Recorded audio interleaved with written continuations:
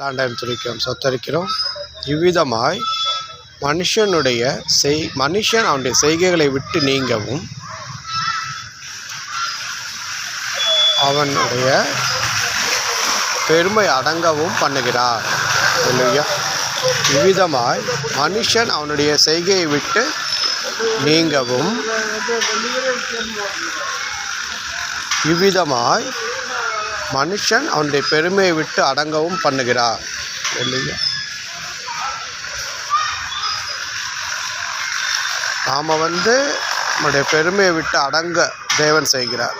ஏன்னா நம்முடைய ஆத்மாவை படுகொழிக்கும், நம்முடைய ஜீவனை பட்டய வெட்டுக்கும் தப்புவிக்கிறார். இல்லையா? அல்டிமேட்டாக என்ன ஆகணும்னா நம்முடைய ஆத்மா தப்புவிக்கப்படணும் தான் பவுல் சொல்கிறார். எப்படியாவது நான் உயிர்த்தெழுதலில் பங்கடைய வேண்டும் அப்படின்றார். அந்த மாதிரி